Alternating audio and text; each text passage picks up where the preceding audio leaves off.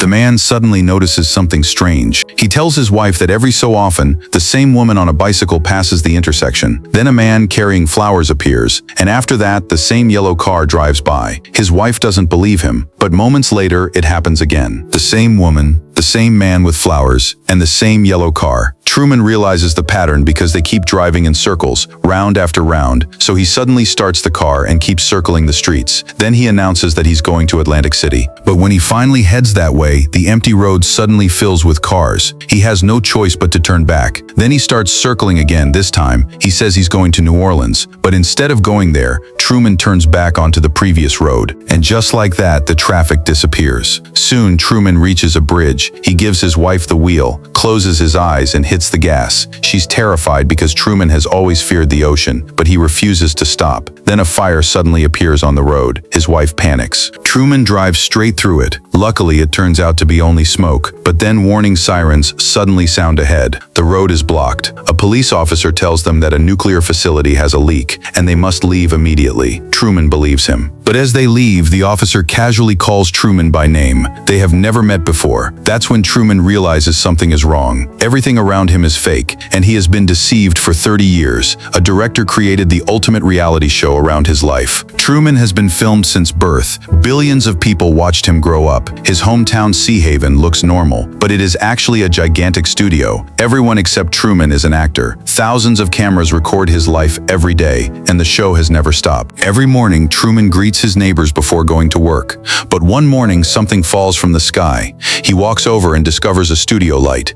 The radio soon reports that an airplane lost a part over Sea Haven. Truman accepts the explanation. Before work, he usually buys his wife a fashion magazine. At the same spot, two twins always appear and turn the moment into another advertisement. Truman works as an insurance salesman, but he secretly calls a travel service in Fiji. He's searching for a woman named Lauren. Every time, he's told there is no record of her. The magazine isn't really for his wife either. When nobody is watching, Truman tears out a model's eyes. It's his little secret. Then his manager sends him to another island for an insurance job. Truman immediately makes excuses, but his manager warns him that refusing could cost him his job, so Truman heads to the harbor. But when he sees a sunken boat, his fear takes over. He can't move forward. Because of his fear of the ocean, he gives up on the assignment. Instead, he stays home and works in the yard. His wife returns from shopping and immediately promotes a kitchen product. Even Truman's best friend Marlon gets involved in the advertising. Marlon is Truman's closest friend. They often drink beer and talk about life. Truman's biggest dream is to leave Sea Haven and travel to Fiji. One day, he sits by the ocean and remembers his childhood. He once went out to sea with his father. A sudden storm came. His father disappeared into the water. Truman has feared the ocean ever since. Then something strange happens. Rain begins falling directly on Truman. Wherever he moves, the rain follows him. Back home, Truman tells his wife he wants to travel around the world. She strongly objects. She says they need money for the house and car. She also reminds him that they plan to have a child. Truman eventually gives up. The next morning, he sees a homeless man on the street. When he gets closer, he realizes the man looks exactly like his father. Before Truman can react, two strangers take the man away. Truman tries to follow them, but people keep blocking his path. He watches as the man is taken onto a bus. That night, Truman tells his mother what happened. She refuses to believe him.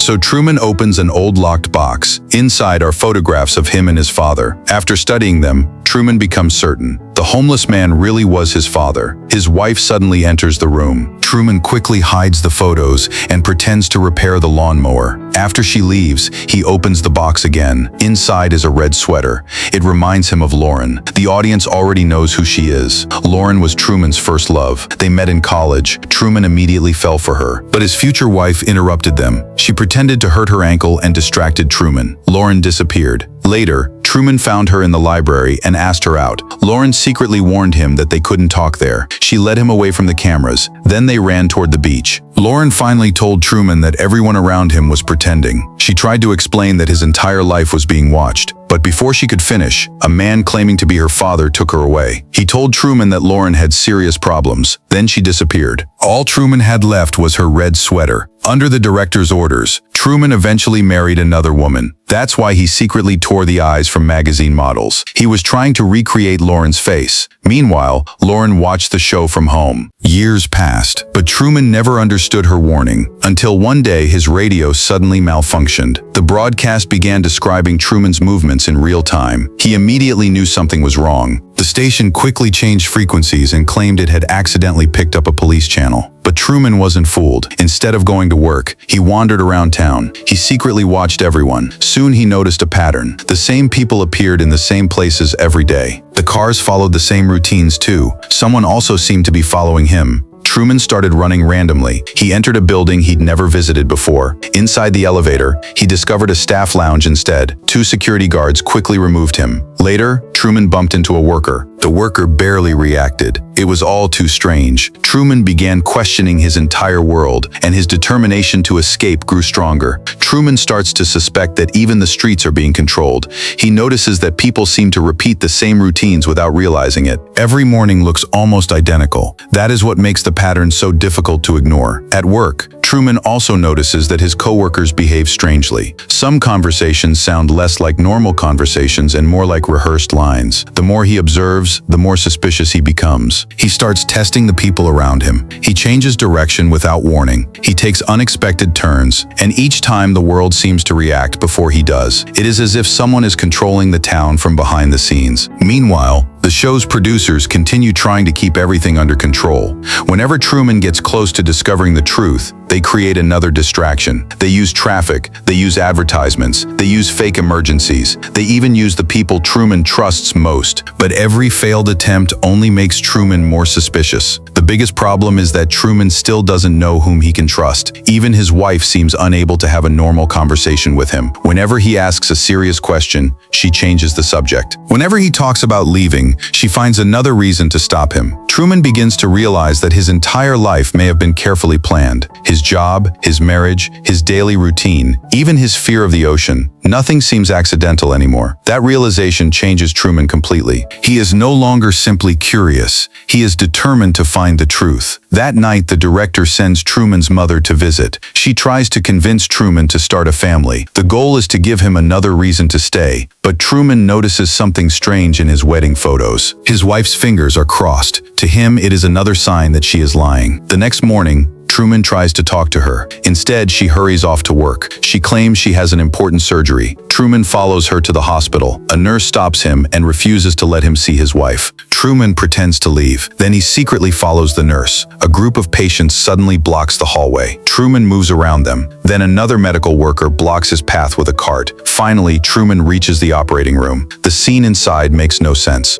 The supposedly unconscious patient suddenly wakes up. It is clearly another staged event. Security quickly removes Truman. Truman then packs his bags and goes to a travel agency. He wants a ticket to Fiji, but the employee says there are no seats for another month. Truman knows the excuse is fake, so he chooses another way to travel. He buys a bus ticket, but the driver suddenly claims the bus has broken down. Smoke begins coming from the vehicle. Everyone immediately gets off. Nobody questions it except Truman. When his wife returns, Truman tells her about everything. Then he decides to drive out of Sea Haven. The journey is filled with obstacles, but Truman keeps going. He knows the whole town is trying to stop him. Eventually, he is forced to return home. The production team throws every possible obstacle in his way. Traffic jams appear out of nowhere. Roads suddenly become blocked. Construction crews arrive at exactly the wrong moment. Police officers appear whenever Truman gets too close to the edge of town.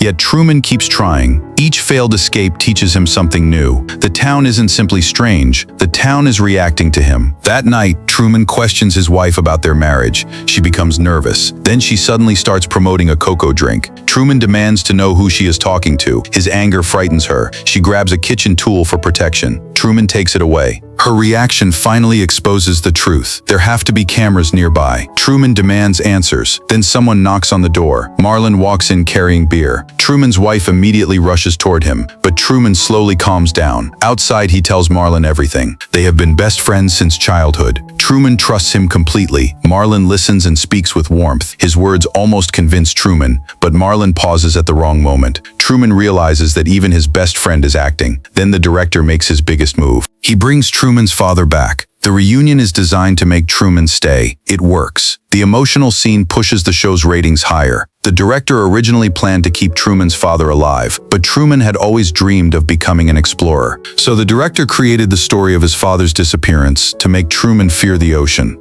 The actor playing his father hated the idea. He kept trying to return to the set. Eventually, Truman saw him again. Now the director believes he has solved the problem. The next day, Truman returns to his normal routine. He greets his neighbors. He goes to work. The director even arranges another woman for him. From the outside, Truman looks normal, but secretly, he is preparing to escape. That night, the crew watches him closely. Then the director notices something strange. Truman isn't in his bedroom. He's in the basement. They can hear snoring, but the director checks the footage. Something is wrong. Marlon rushes to the basement. When he pulls back the blanket, there is no Truman. There is only a toy and a recording of snoring. Truman has disappeared. Inside the storage room, Marlon finds a hole. Truman has escaped through it. The director panics. For the first time in 30 years, he stops the live broadcast. The audience has no idea what happened. The director orders every actor to search for Truman. They search the entire town. They even change the lighting to simulate morning. But Truman is nowhere to be found. Then the director remembers the ocean. He switches on the cameras facing the water. There's Truman. He is already sailing toward Fiji. The director immediately restarts the broadcast. Truman has finally overcome his fear of the ocean. He reaches into his pocket and pulls out a piece of paper. It is a picture of Lauren, pieced together from the magazine photos. Lauren is watching. She can't hold back her tears. The director orders the crew to stop Truman, but none of the actors know how to operate a boat, so he activates the weather system. A violent storm suddenly hits. Rain pours down. Thunder fills the sky. Huge waves crash into Truman's boat. The director expects him to turn back, but Truman refuses. He climbs back onto the boat and ties himself to it. The storm becomes even stronger. The crew begs the director to stop, but he keeps increasing the intensity. A massive wave slams into the boat. The vessel overturns. Truman disappears beneath the water. The director finally stops the storm. For several moments, Truman doesn't move. Then he survives. With the last of his strength, he raises the sail again. His determination stuns everyone. When the storm finally passes, Truman continues toward Fiji. Then the front of his boat suddenly touches the sky. Truman is confused. He walks forward and touches it. It is a giant painted wall. The entire horizon is fake. After 30 years, Truman finally understands. His world is nothing but a giant studio. He tries to break through the wall, but it won't move. Then he calms down. He follows the wall and discovers a staircase. At the top is a large door. It is the exit. All the clues finally connect. The strange weather, the repeated faces, the fake emergencies,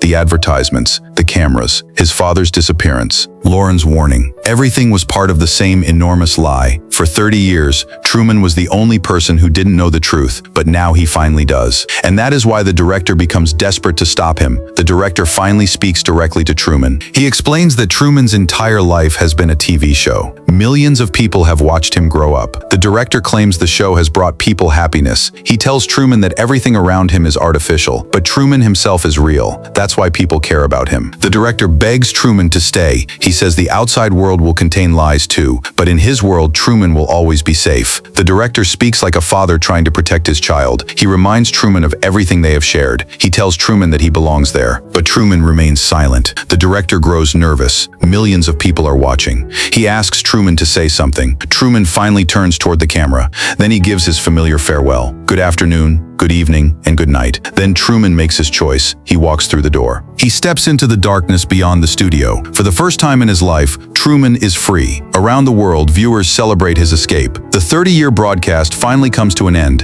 and Truman is finally free to choose his own future. Speed 1.2.